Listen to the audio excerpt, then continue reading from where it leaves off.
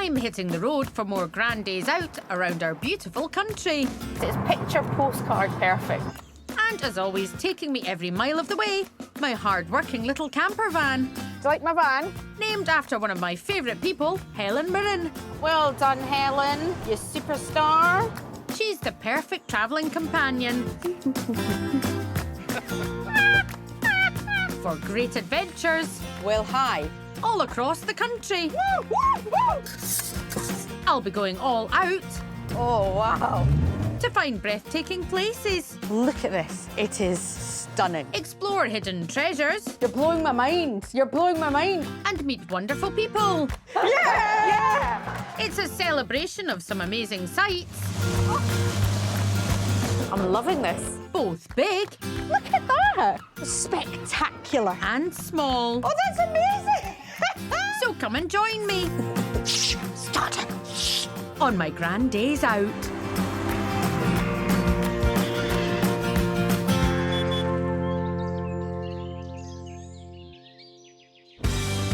This time, I'm exploring the glorious Pennines and the coast of Northumberland. Coast behind us there. Absolutely stunning. I enjoy the great outdoors. Woo! Come face to face with the past. Greetings. I've been waiting for you. I meet a real beefcake. Oh my goodness me, you are enormous. It's a grand day out I'll never forget. Hashtag it's my thing. You can't come home with me, Barbara.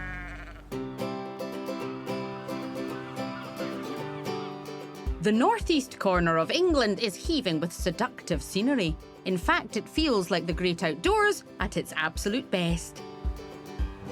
I'm in Northumberland and I am hugely excited for two reasons. First of all, this is the most requested destination that Helen and I should visit from you lovely viewers, so we're finally here. Secondly, I mean, it's got everything you could possibly want. There is literally a surprise around every corner. Look at that! I said there was a surprise around every corner, and there is one of them. That's Bambra Castle, and it is massive. Oh, that is lovely. The town of Bambra lies just over 20 miles south of the Scottish border and is known for its magnificent Grade 1 listed castle. Northumberland is actually home to more castles than any other English county. Look at this. It is stunning. But there's a lot to see. I'm taking advantage of this beautiful beach and its flat surface to plan the journey. So, this is going to seem a strange one. Bear with. We're starting here at Bambra Castle. It's right there. From Bambra, I'll head to Ingram Valley in the Northumberland National Park, hop over to the holy island of Lindisfarne, wing my way over to the historic village of Seahouses, then I'll head down into the heart of the North Pennines to Upper Weardale, before whizzing along to hilly Hexham. Start here, pootle around, end here. Oh, the fun we'll have. Why wait? Let the fun begin.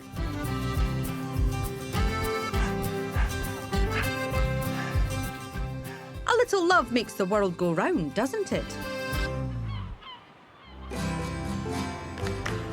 There's another camper van coming towards me. I'll wave. International sign of peace.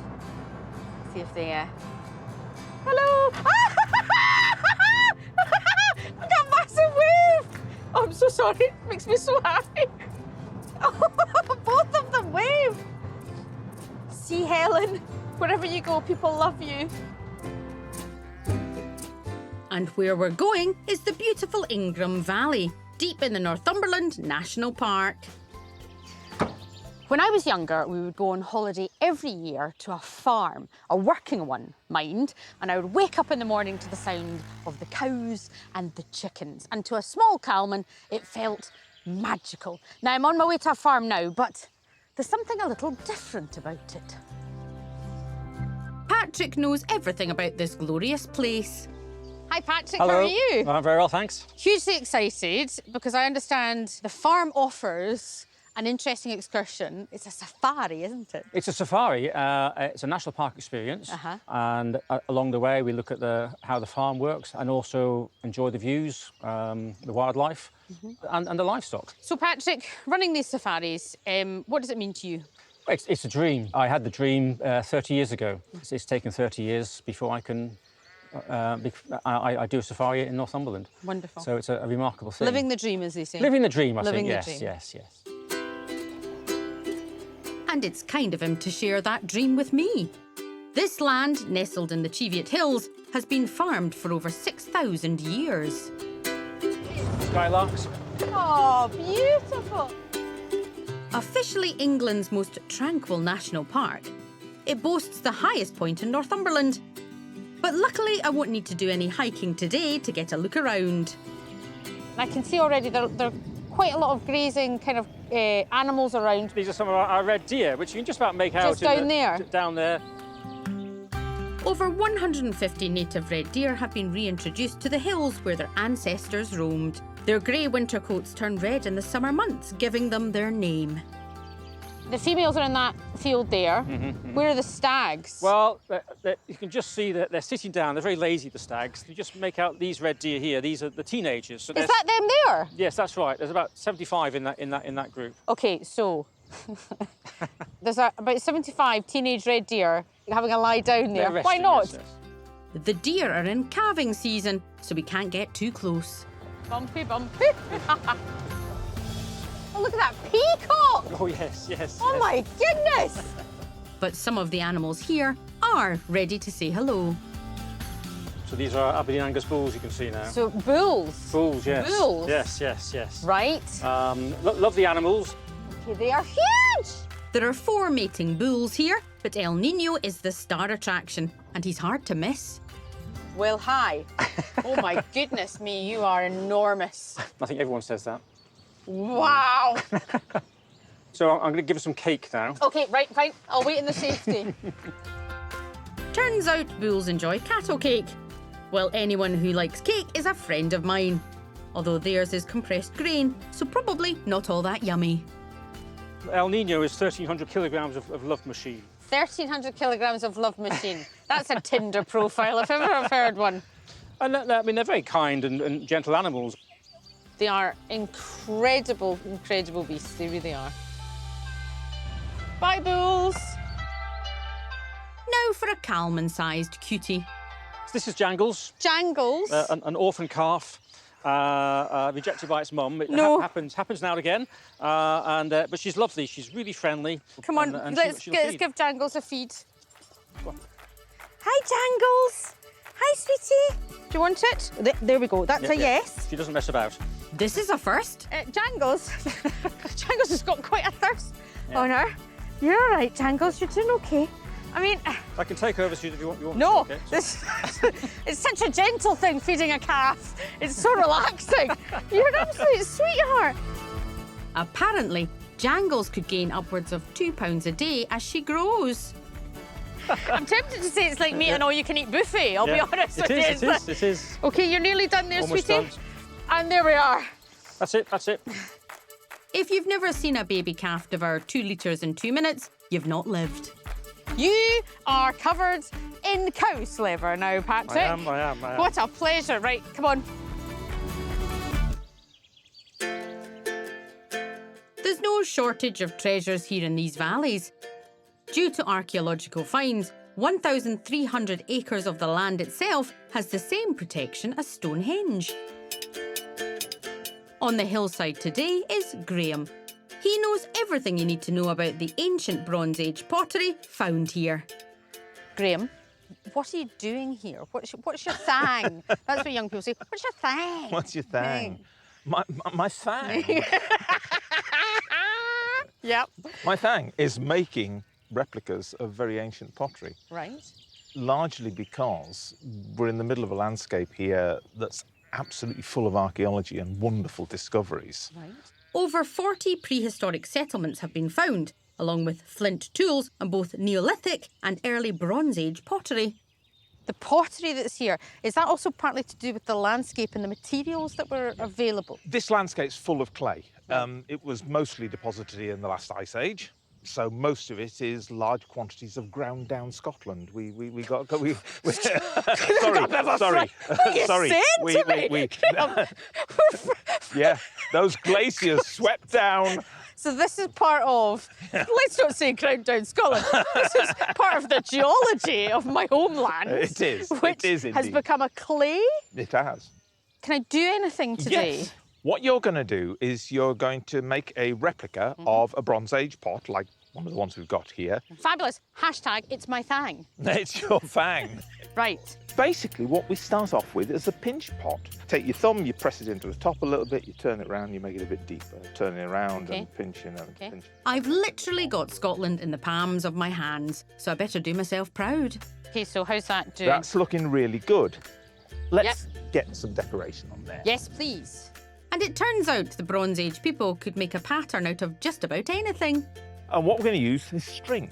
Apparently, flint and even deer antlers were also popular choices for creating a pattern. You sounded very happy there. Yeah. How's that looking? Yeah, I'm doing my own design. I've gone kind of... You've gone full Bronze Age. I have gone full Bronze Age. Yeah. Well, this evocative landscape makes that very easy. Graham, thank you so much. It has been such a lot of fun learning about Bronze Age pottery from you. The audience can decide which one is best. Don't you keep yours back. All right. I'll leave my marvellous creation with Graham to fire in the kiln, but I think we can already see it's going to be the winner. Cheers. Cheers, and thanks so much for a wonderful, wonderful experience.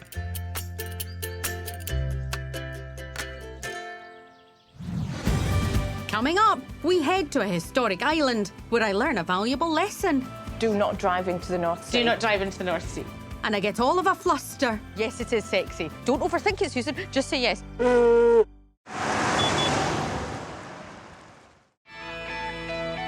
I'm having a brilliant day out across the Northumberland coast and the Pennines.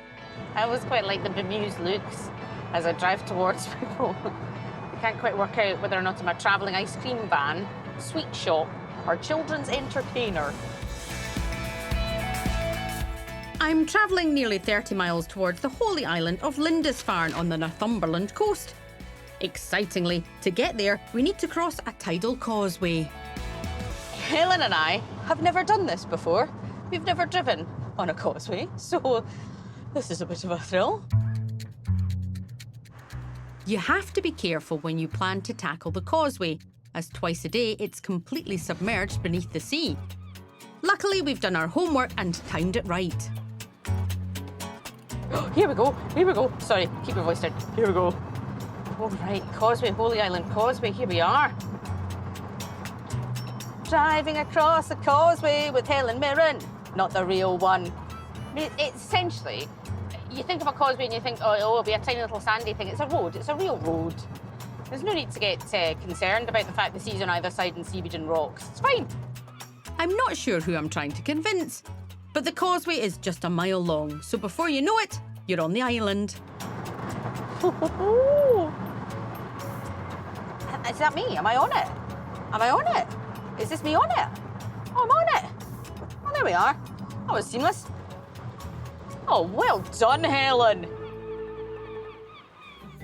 Affectionately known as Holy Island because of the monks who once lived here, Lindisfarne is populated by just over 150 residents and has just one village. Spectacular monastery ruins and Lindisfarne Castle dominate this pint-sized place. Before I explore, the island's post office has the tide times for the return journey. Better safe than, well, sunk. This looks spectacular. I love a post office that also has some form of bakery and crab cabinet. So, that's good.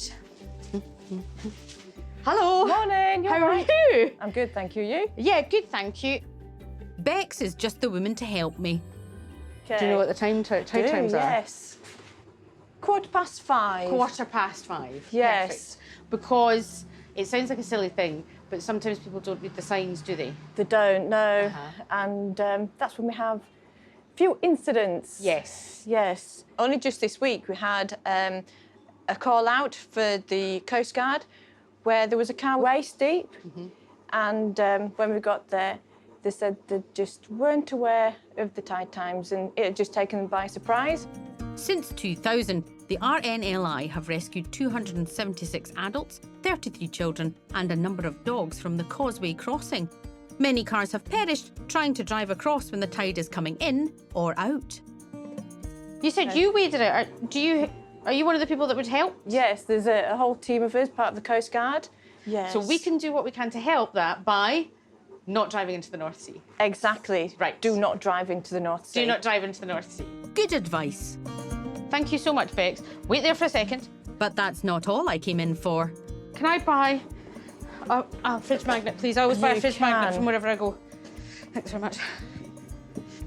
I'll just put that in a bag so it doesn't scratch. Thank you. Lovely. Thank you Thank you very much. And thank you for all your assistance. You're very welcome. See you soon, darling. Thank you. Bye. The island's importance back in the 7th and 8th centuries attracted much attention from around Europe and made it an easy but attractive target for the Vikings. Apparently, their presence is still here today. So, I meant to meet a Viking here, and I may be wrong, but I suspect that may be the person I'm looking for over there, so... Rob is a modern-day Viking who specialises in the local history. Hello! Greetings, Susan. I've been waiting for you. Ooh, gosh, that's quite a greeting. Rob, is it? Indeed. You look absolutely amazing.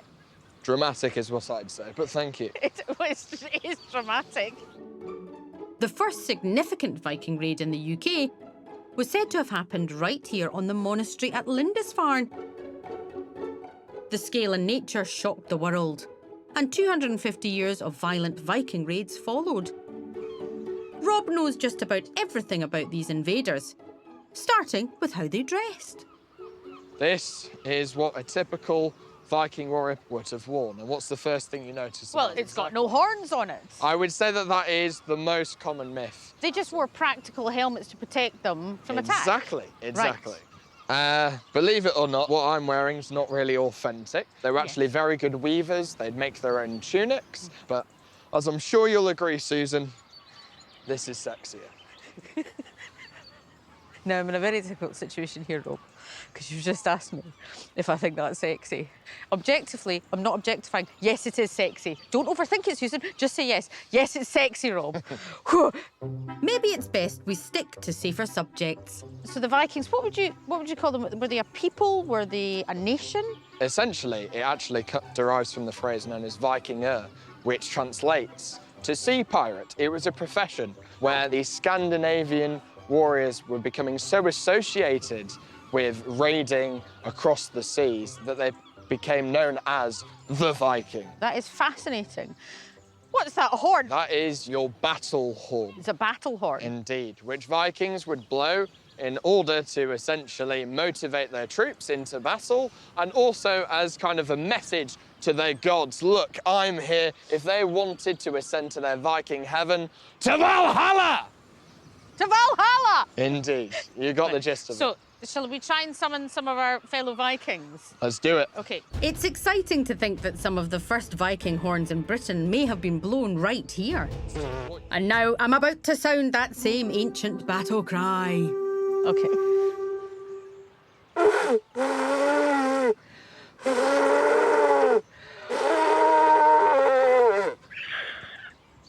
I think there's some Viking blood within you, Susan.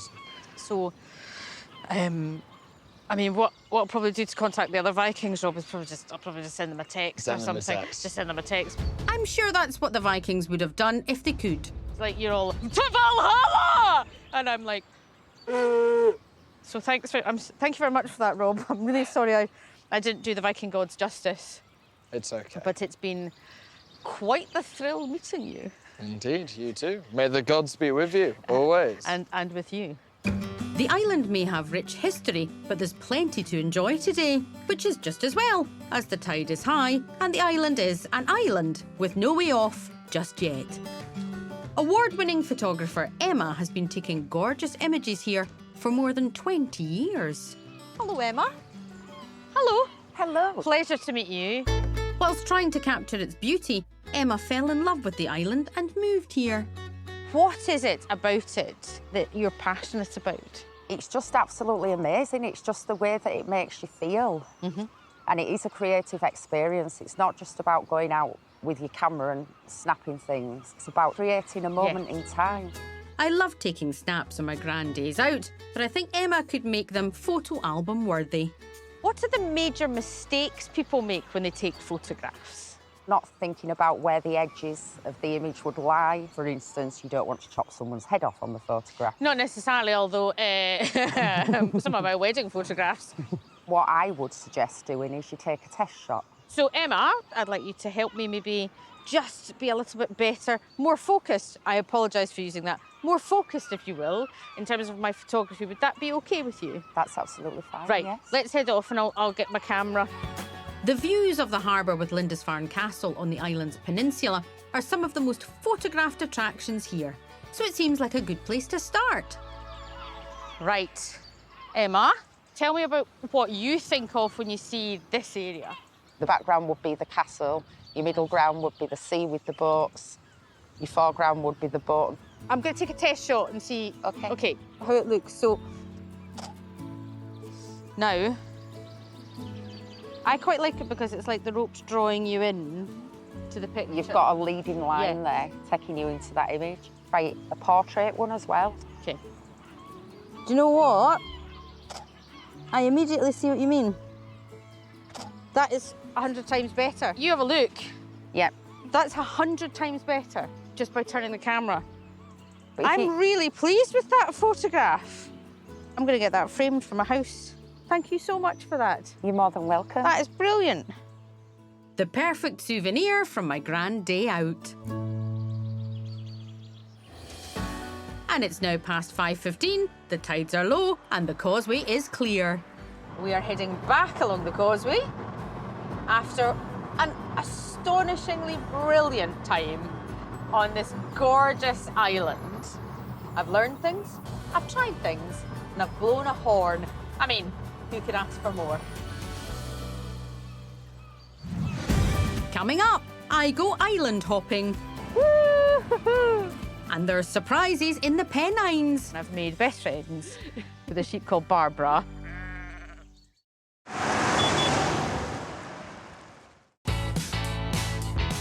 I'm enjoying my day out across the Pennines and the Northumberland coast. I'm always actually drawn to the coastline wherever I visit. It feels kind of like home to me.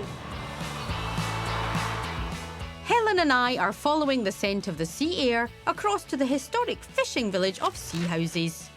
The picturesque Northumberland harbour is known as the gateway to the Northumberland coast, and it looks very inviting.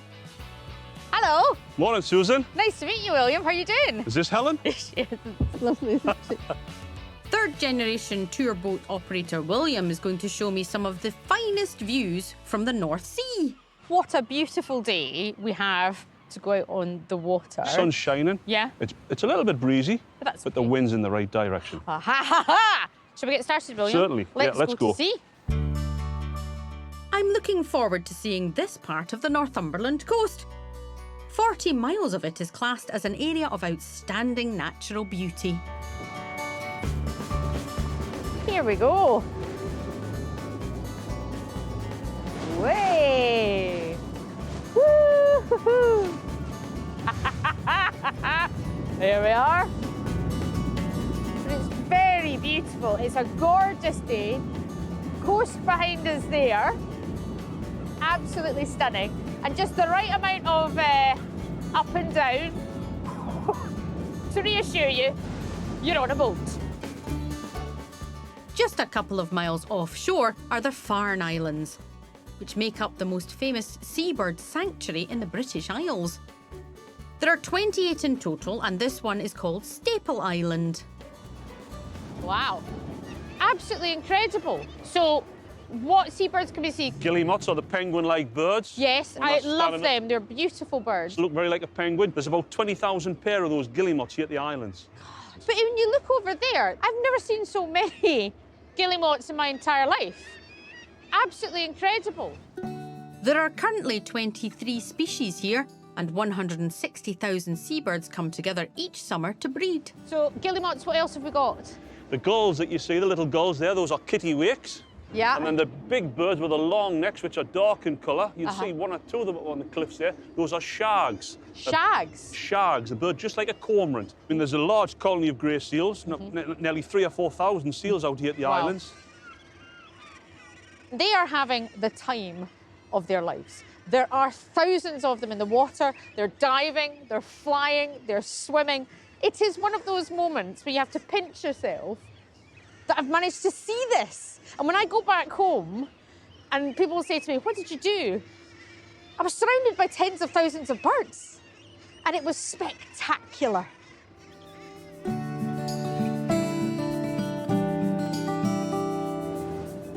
This is a magic place, but there's another reason I'm here, and that's to do with the nearby Longstone Lighthouse. So, William, one of the reasons I was so excited to come to this part of the coast, and this place in particular, is a story that I remember hearing about at school about an incredible woman called Grace Darling. So Grace Darling, she lived in the lighthouse there with her family. You'll see the white band of the light, and that top window in that white band, that was her bedroom window. Oh, was it? And she would look out of that bedroom window, early doors, still darkness, I think, about 4 in the morning, and she would spot the lights of the Forfarshire, which was wrecked on a nearby island called the Harkers. In September 1838, as survivors clung to the rocks for dear life, Grace launched a rescue mission with her father. They bravely rowed a mile through stormy waters to try and get there in time to save them. And they couldn't get them all in the boat at the same time because the boat was small, so they did 2 journeys back and forth to the island to rescue those survivors. How many people did they manage to rescue? There was 9 saved and taken back to the safety of the light. It must have been such a frightening thing to do. She made the headlines. She did make the headlines. She did. She was internationally renowned as a result of that, wasn't she? She certainly was. Grace Darling became a rare female Victorian heroine. Songs, poems and plays were written about her. Even the newly crowned Queen Victoria sent her £50, worth nearly £4,500 today. It's something that this area is very proud of. They're very proud of her, aren't they? 2 of the lifeboats at sea houses there, they've been called the Grace Darling in memory of her. Yeah. When you're here and you see the seas on a calm day that she rowed over with her father, gosh, that must have been something.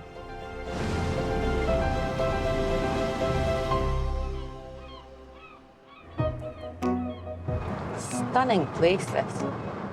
Driving these lovely coast roads has reminded me of something, so I've made a quick pit stop. Northumberland is the setting of one of my favourite TV dramas.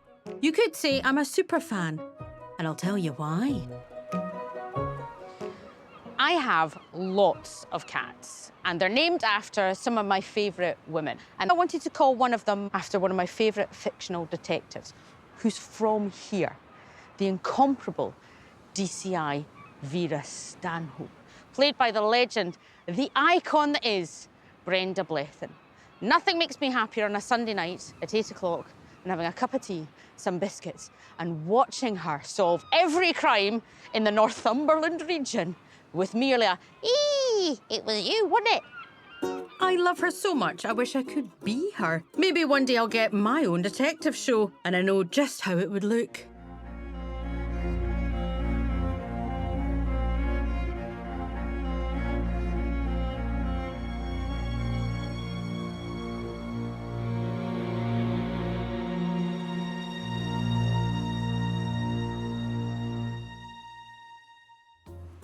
Maybe one day, but in the meantime, I'll just continue to do my detecting from the couch. Helen, however, isn't such a couch potato and is challenging herself on the hills round here. It's our nemesis. It's a windy, steep road. Oh, you can do it. Come on, my love. Power up, Helen. Power up. Don't worry, Helen won't let anything stop us on our happy journey south to Upper Weardale in the Pennines.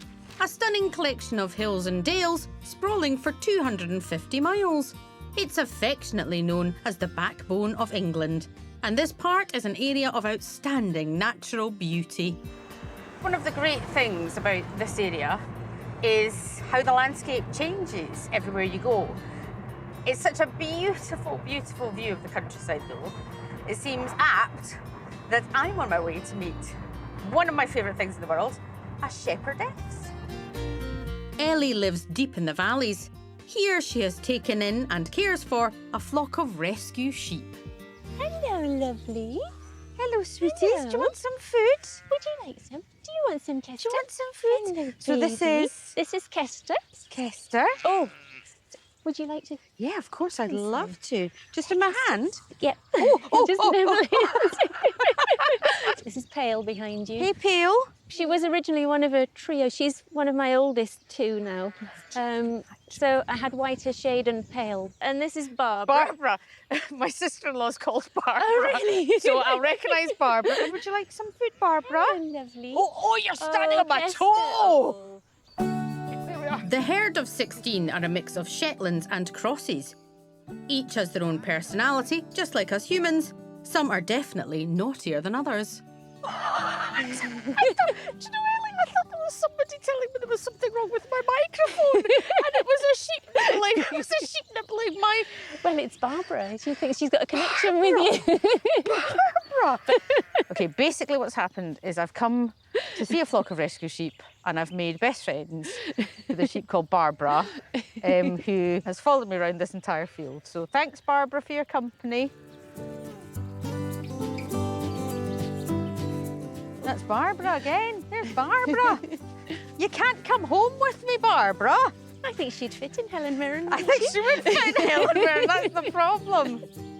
Ellie has a workshop on site where she makes very good use of the sheep's fleeces, turning them into these beautiful felt and tweed hats. I can see here you've got bags with their names on I have. So you know each and every single piece of wool and what sheep it's come from. I do. So who have we got here? Barbara. Barbara. So let me see some of Barbara's wool. I think. I mean, this has turned into a love story of very strange proportions. This is Barbara's fleece from last year. Hello. So here you've got staples. You have to separate them so that you can either make felt from them or spin them. Today, Ellie is beginning to turn some of the fleeces into fabrics, a process known as carding. You can feel the natural oils, even though you've washed it, can't you? Yeah, the lanolin. Yeah. Yeah, the Right. sheep sweat. Sheep sweat. So start with it flat and then scrape along, but without pressing too far down. And it should transfer, has it? A little bit, if you look. Still got a little bit there, haven't I? Blob there. Not the most successful carding I've ever done. Once she has the fabric, it takes Ellie around 25 hours to make each hat. But I think I'll probably leave the hard work to the expert. You don't happen to have a hat made from Barbara, do you? I do. Can I have a look at it? You can. So this. I don't know why I'm unexpectedly emotional. I think it's because I quite fell in love with Barbara and I think the feeling was mutual. So, what do you think? I think it looks fabulous. Do you? It feels fabulous. I would like to buy this hat. Is that okay? And then, I'll tell you what, I'm going to wear it at a rakish angle. I mean, really, I'm sitting with Barbara on my head. Thank you so much, Ellie. It's been such a delight to meet you. And Yes, I'm going to take Barbara home with me. Gives a whole new meaning to the phrase, who are you wearing? Well, I'm wearing Barbara, my pal from the Pennines. Coming up, I head deeper into the Pennines, where there are secrets. There's nothing in the house. There's... You can't help No, it, there's can the you? odd bit. And there are thrills. Oh, sorry, I don't know what I'm doing. I'm doing a slalom for no reason.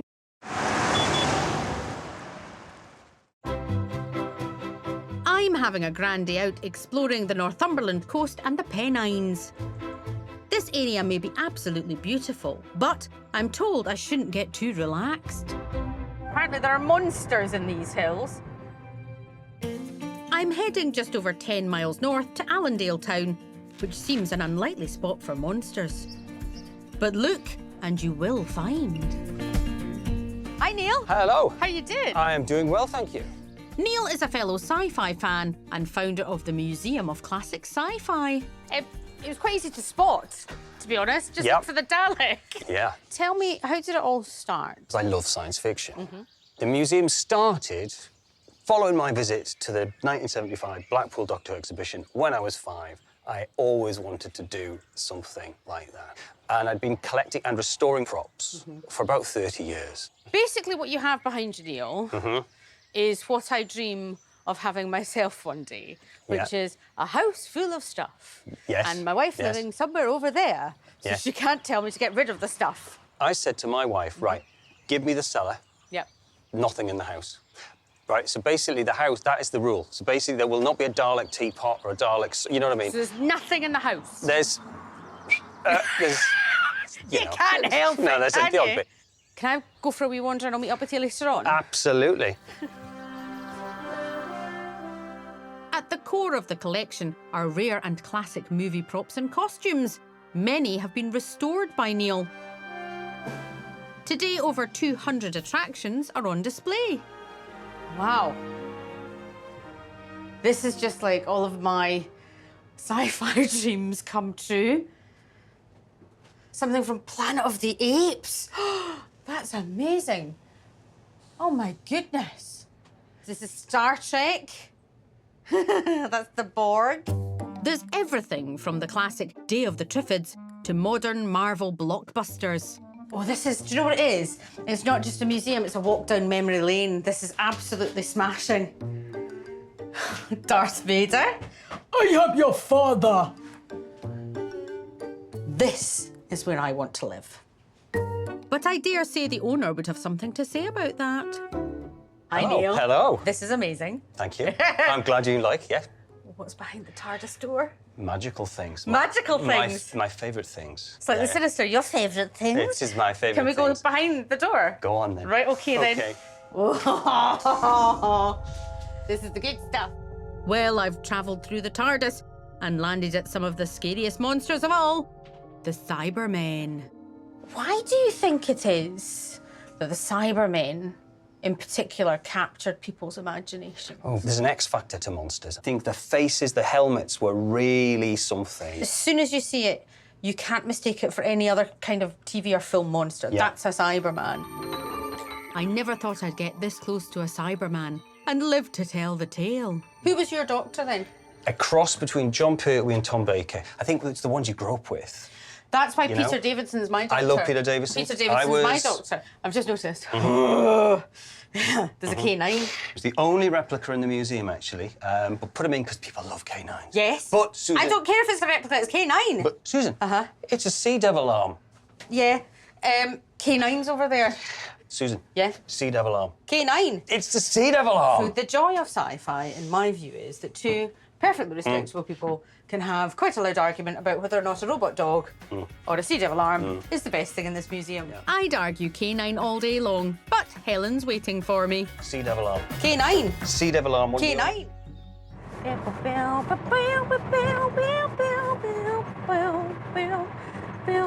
Nice roads to drive here, nice roads to drive. A little bit on the bumpy side, but that just adds to the excitement. Our final destination is sandwiched between the serene Pennines and the Northumberland National Park. I'm headed near to the market town of Hexham, and I hear there's an interesting way to enjoy the idyllic rolling hills there. Hi, Scott. Hi, Susan. Scott has combined his love of nature and scenic views with high adrenaline activities by running one of the North East's largest outdoor activity companies. You know I've got a wee camper van, Helen. Gorgeous. Quite rightly not the speediest of vehicles, so I fancied something a bit more kind of, you know... Yeah. Now, these are... Power turn buggies. Yeah. And I heard the word power and I thought, that's for me. Reaching speeds of 30 miles an hour, these power turn buggies don't have a steering wheel or any pedals. Instead, 2 joysticks control the speed and direction. They can pull off perfect wheelies, 360-degree turns, and are designed not to tip over. I'm not taking that as a challenge, though. So what we're going to do is start off nice and steady, and that's the beauty of the job. You see people progressing from total beginners to people who are competent in the activity. Lovely. Competence is a standard I aim for every day. Well, I aim for it. Let's hope I hit it. Here we go. Hiya! What we need to do, gently place your hands on the levers. Yep. And we need to smoothly and gently push both forwards at the same time. That's it, go on. Brilliant. Okay. Here we go. Yep. Both forward there. The challenge is to complete the course without knocking down any of the markers. Whoa! Straight up here, and then we're going to go up to the left. Woo! It's bumpier than Helen, but it seems I'm reaching the competency levels required. Oh, so I'm going straight. That's it. Power, power, power. That's it. Both forward. Woo! Clearly Scott sees I'm ready for a bit more speed. Through here. Oh, come on, Susan. Oh, sorry. Oh, sorry, I don't know what I'm doing. I'm doing a slalom for no reason. Well, maybe not quite ready. Straight ahead. Power up the hill. But there's time to redeem myself with a strong finish. Woo! Oh, well done. Excellent. It felt amazing. No, you did really, really well. And really we got some did. good speed as well. For a woman who's very, very, very kind of, oh no, go slowly. I wanted to go faster. It was You great. did really well. Oh, Top thanks, marks. mate. That is some of the best fun I've had in a long time, Scott. And you're a brilliant teacher. Thank you very much indeed. Fantastic. Thanks, mate. Great. Excellent. What a fantastic way to end my grand day out. The Pennines and the coast of Northumberland have everything. Beautiful weather, gorgeous countryside, and the great outdoors. I'll remember this always. Met brilliant people and heard some of the stories and legends that make this place one of the best places to visit in the whole country.